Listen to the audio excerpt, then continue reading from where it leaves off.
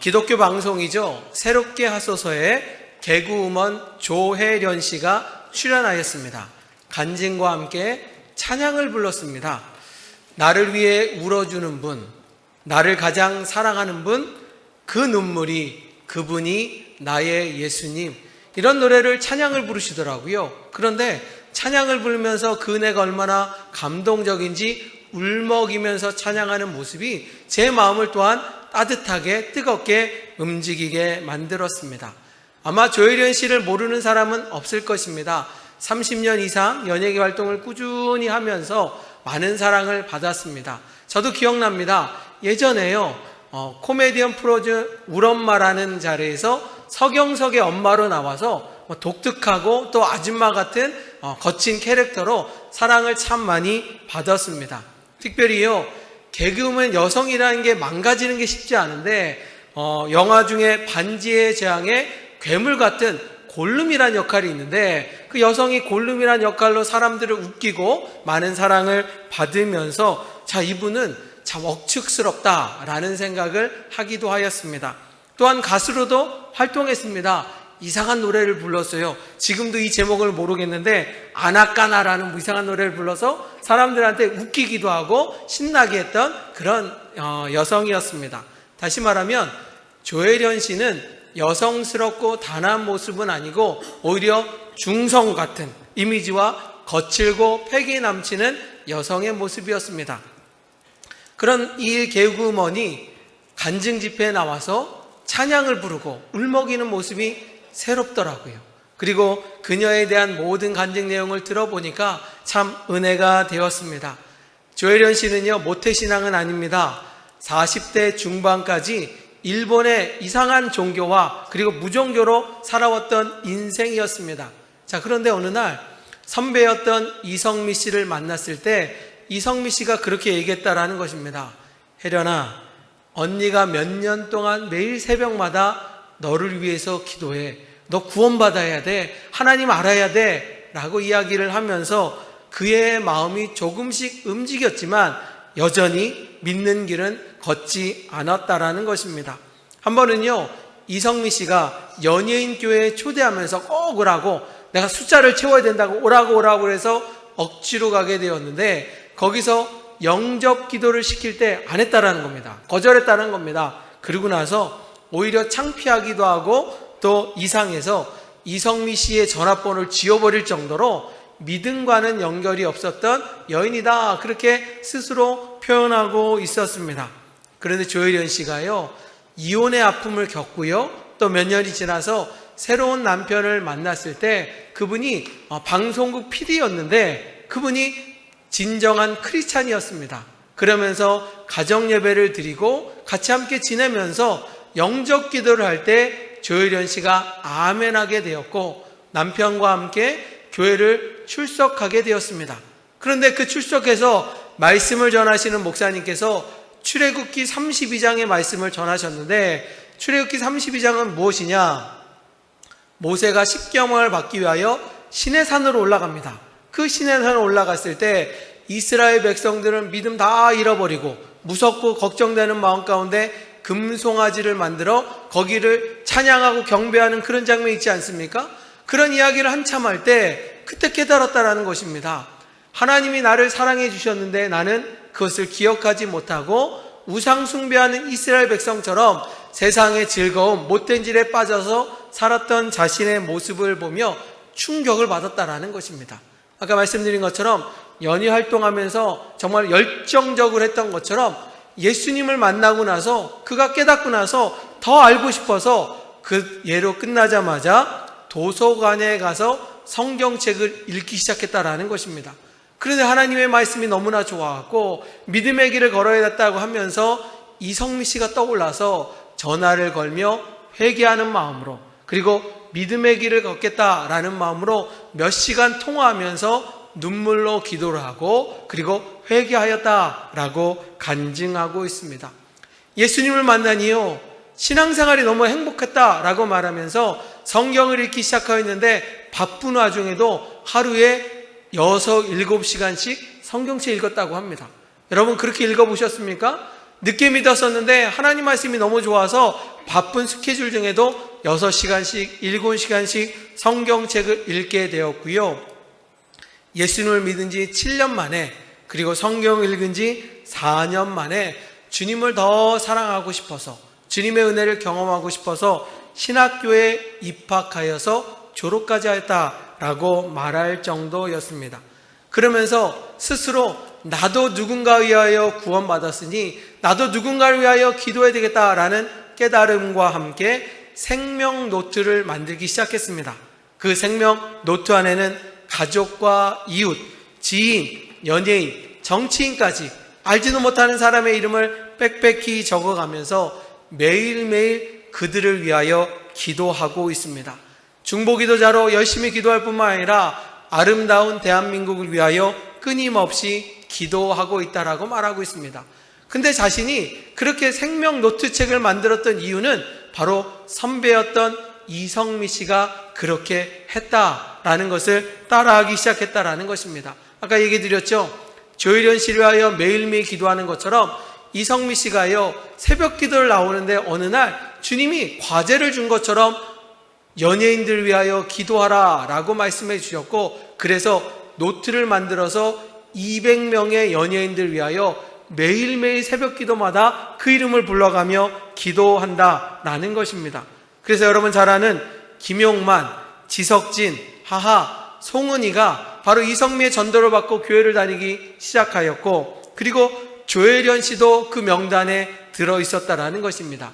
그리고 그 책에 보면 58번째가 유재석이고요, 59번째가 강호동, 그리고 이수근, BTS, 서경석까지 자신이 잘 알고 있는 사람뿐만 아니라 유명한 사람 가운데 그들이 믿음의 길을 걷기 위하여 그렇게 끊임없이 중보기도자로 세웠고, 그런데 자신이 그 중보기도의 힘을 얻어 믿음의 길을 걷다라는 사실과 함께 자신도 정말로 믿지 않는 사람, 주변 사람들을 전도하기 위하여 생명 노트를 만들었다라고 말하고 있습니다.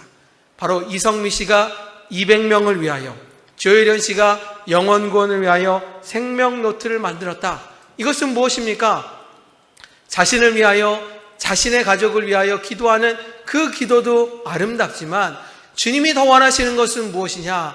나를 넘어서서 남을 위하여 기도하고 남을 위하여 헌신하고 희생하는 것이 아름답고 복되다는 것을 깨닫고 실천한다는 것입니다.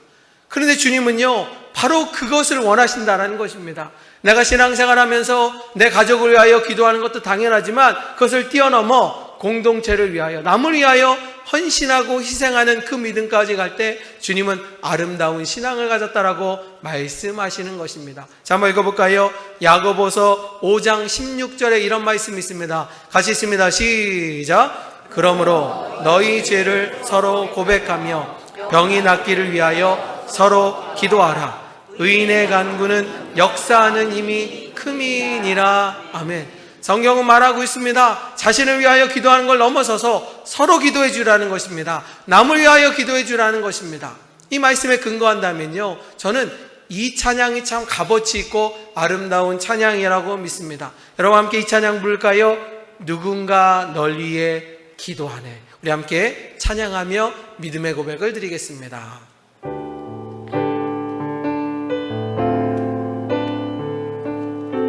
우리 자막 보여주세요. 마음이 지쳐서, 마음이 지쳐서 기도할 수 없고 눈물이 빗물처럼 흘러내릴 때 주님은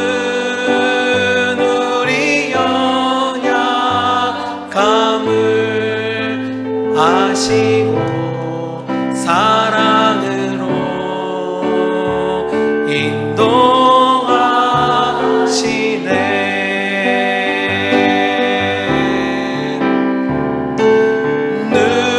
누군가 널 위하여,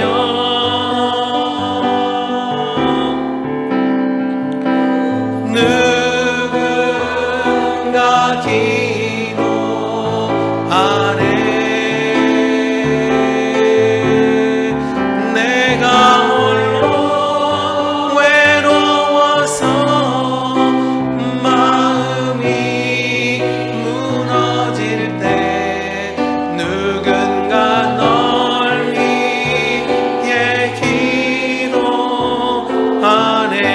기도합니다. 누군가 널 위하여,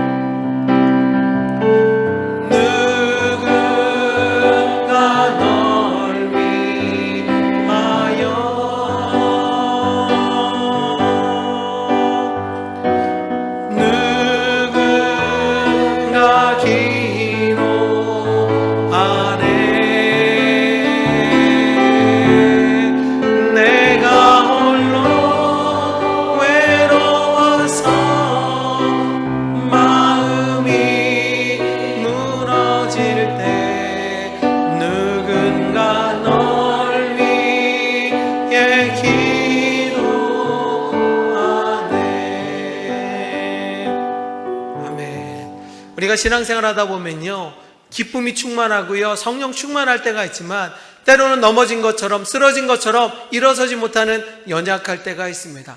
그럴 때 누군가 여러분들 위해서 기도해 주지 않았습니까?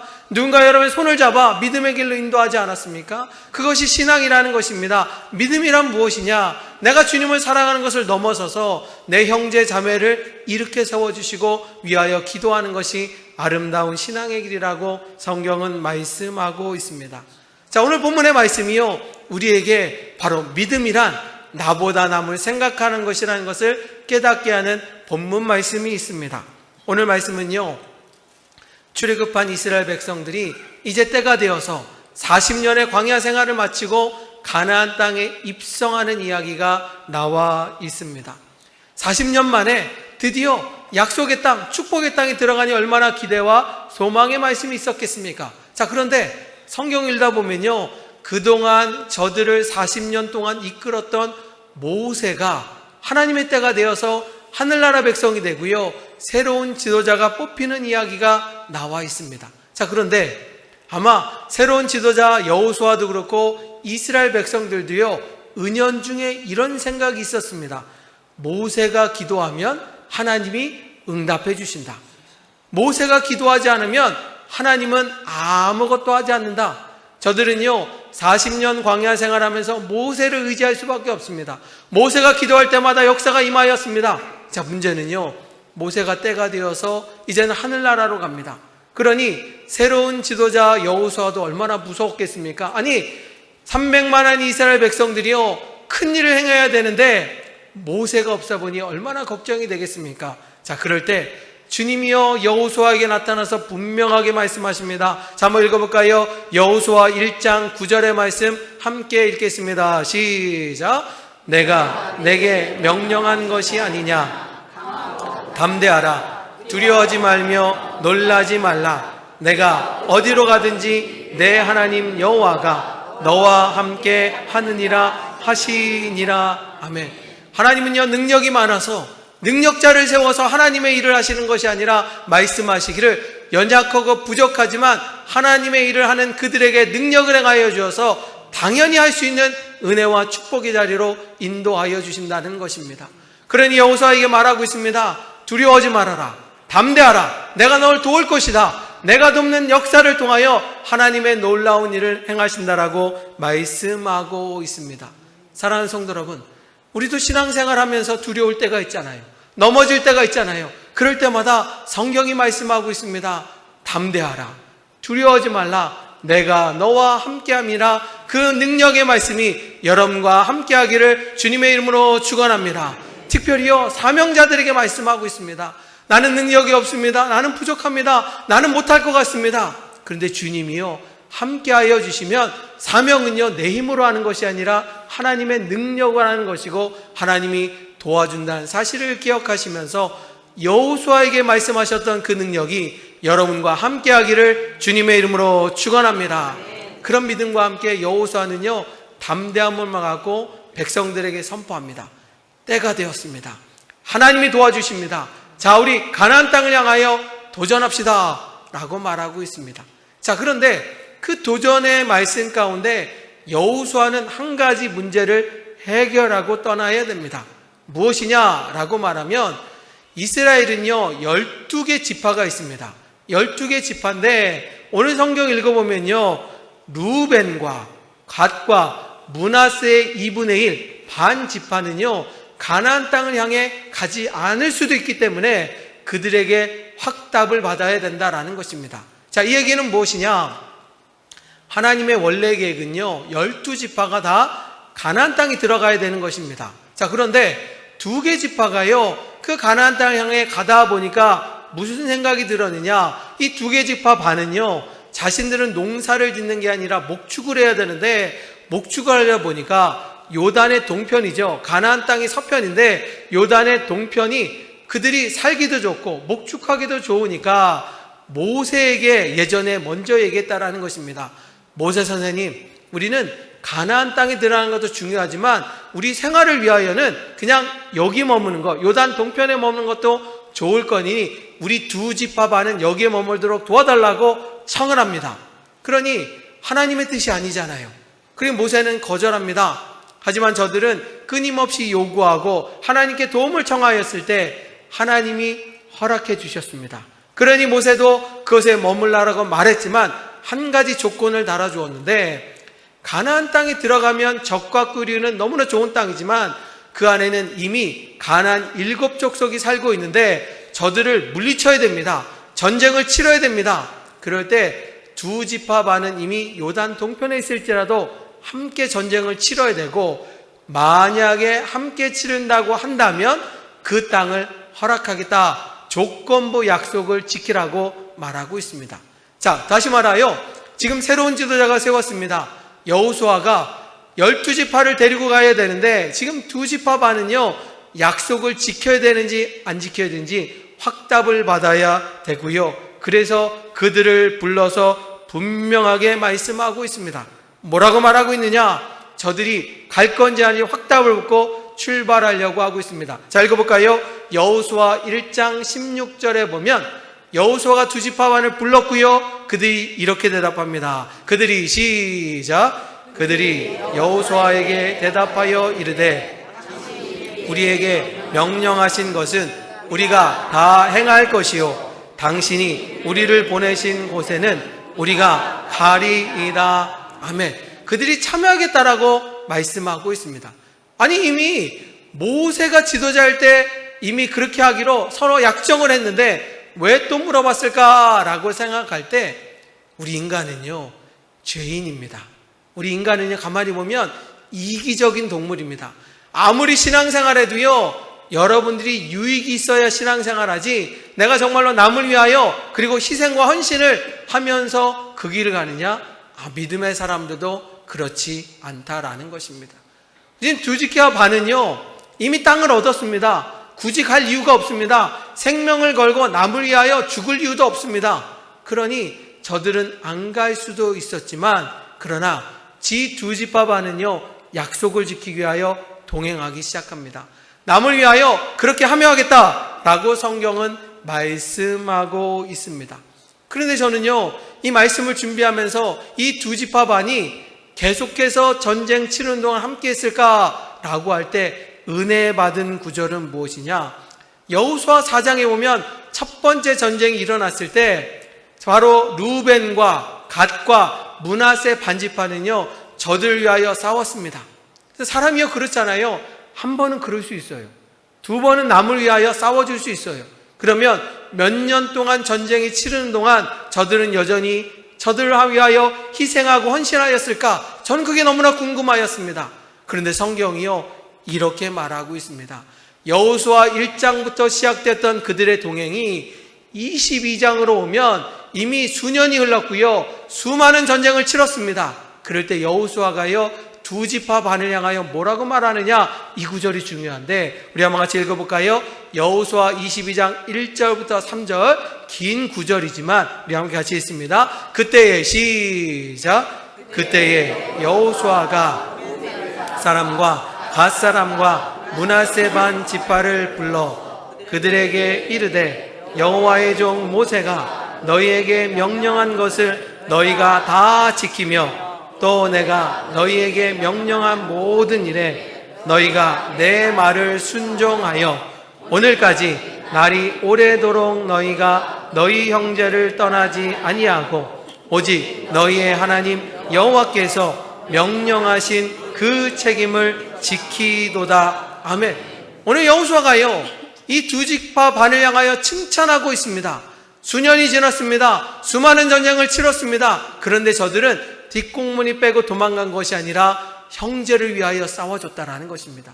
형제를 위하여 희생하고 헌신하면서 그 길을 함께 걸었고, 이제는 때가 되었으니 가족이 있는 요단 동편으로 가도 된다. 이제는 가족들이 있는 곳으로 가도 된다. 허락하는 장면이 나와 있습니다. 사랑하는 성도 여러분, 저는 말씀을 준비하면서 그런 생각을 해봤습니다. 우리가 생각할 때 믿음은 무엇입니까? 믿음에 대한 정의를 내리자라고 말하면 하나님을 알고 하나님을 믿고 또 하나님께 예배드리는 것을 믿음이라고 생각할 것입니다. 믿음은 무엇이냐? 말씀을 읽고요, 순종하고 따르는 것을 믿음이라고 말하고 있습니다. 그런데 오늘 성경은요, 우리에게 또 다른 믿음을 정의하는데, 그 믿음은 무엇이냐? 믿음은 나보다 공동체를 생각하는 것, 나보다 남을 생각하는 것이 믿음이라고 성경은 분명하게 말씀하고 있습니다. 우리 믿음의 사람이요, 하나님을 알고요, 신앙생활하면 내 신앙을 넘어서서 넘어져 있는 성도들을 일으켜 세워주는 거예요. 아프신 성도를 위하여 기도하는 거예요. 때로는 내가 손해볼지라도, 때로는 내가 힘든 것을 당할지라도 그들을 위하여 내가 희생하고 헌신할 수 있는 것이 믿음이라고 성경은 정의하고 있습니다. 서두에서도 말씀드렸습니다. 조혜련 씨가 믿음을 할 수 있었던 것은 무엇이냐?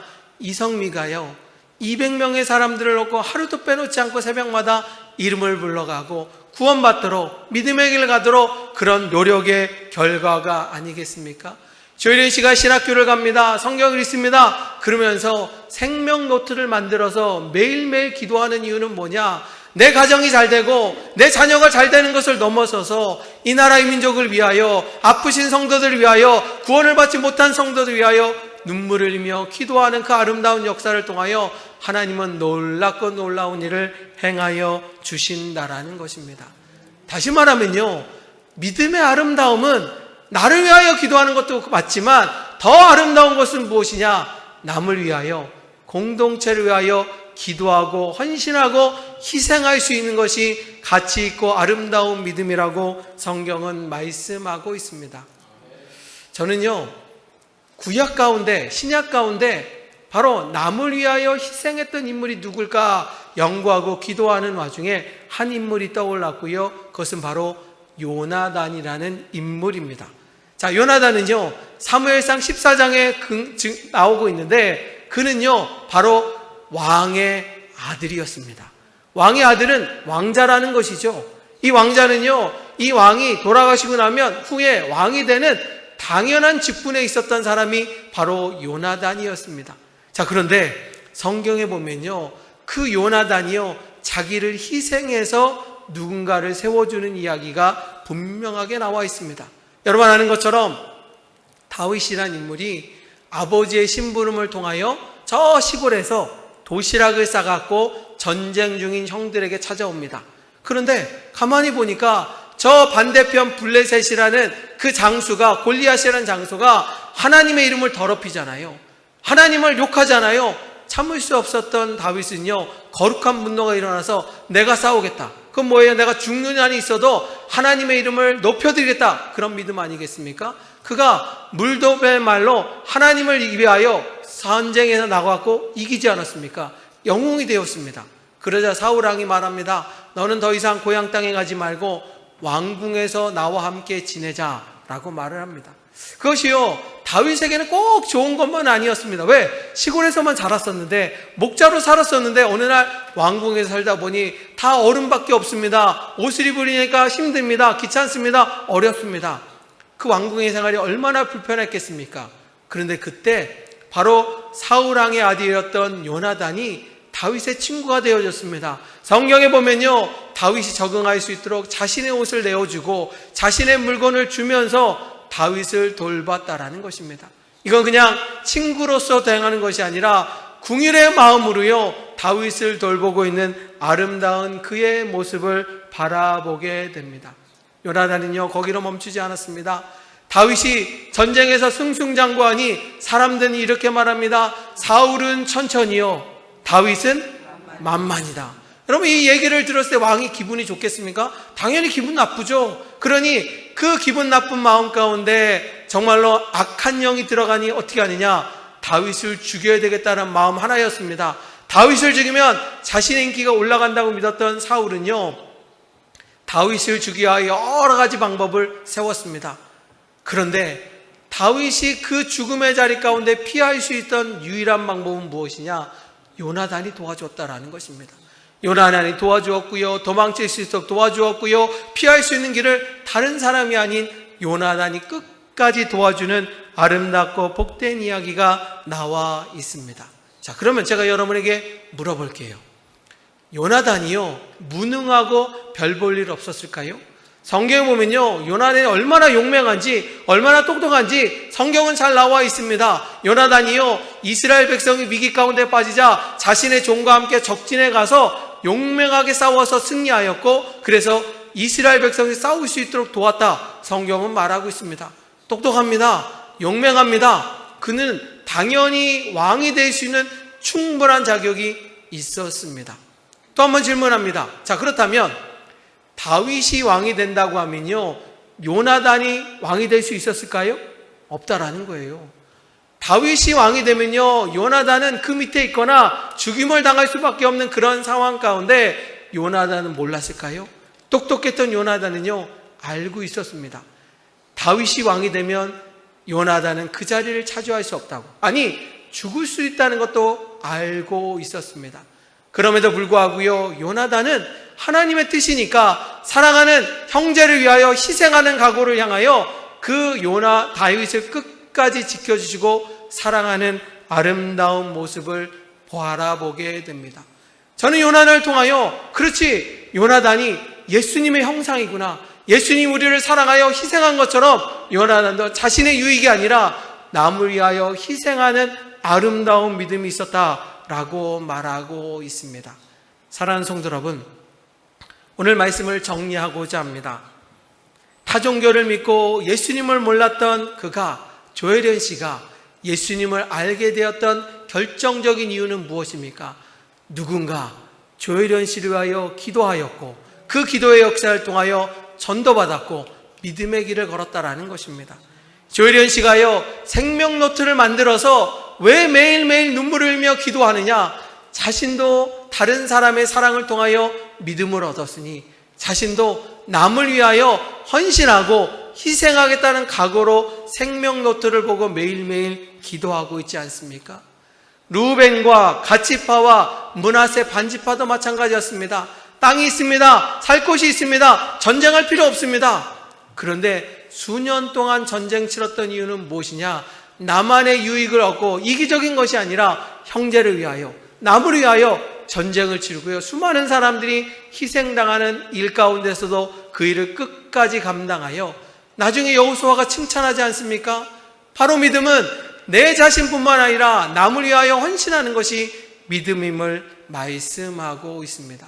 요나단도 마찬가지입니다. 요나단은요, 가만히 있으면 왕이 되었습니다. 다윗을 돕지 않았으면 당연히 왕이 될 사람이었습니다. 그럼에도 자신의 자리를 내려놓고 끝까지 다윗을 돕고 인도하는 요나단의 모습이 얼마나 위대하고 아름답습니까? 오늘 성경은 우리에게 말씀하고 있습니다. 여러분을 향하여 말씀하고 있습니다. 30년, 40년 신앙생활 하면서 남을 위하여 믿음 생활을 하셨는지, 내 가족, 내 식구, 나를 위하여만 기도하셨는지, 아니면 남을 위하여 희생과 헌신을 각오하고 양보하고 주님 뜻대로 살고 있었는지. 사랑하는 성도 여러분, 이번 한 주간 오늘 제목을 꼭 기억하며 묵상합시다. 믿음이란 나보다 남을 생각하는 것. 믿음이란 나보다 공동체를 생각하는 것. 믿음이란 나보다 남을 향하여 희생과 헌신을 각오하는 것. 그 믿음의 자리 가운데 여러분들은 실천하고 있습니까? 이번 한 주간 이 말씀이 여러분들을 붙잡아 주셔서 그 말씀대로 실천하고 주님 뜻대로 살아가는 우리 믿음의 호산나 성도가 되기를 주님의 이름으로 축원합니다. 세상에 아름다운 믿음이 있지만 그 믿음은 나보다 남을 사랑하는 것, 공동체를 사랑하는 것을 기억하며 여러분들이 그 빛나고 아름다운 믿음의 자리에 함께 동참하시기를 주님의 이름으로 축원합니다.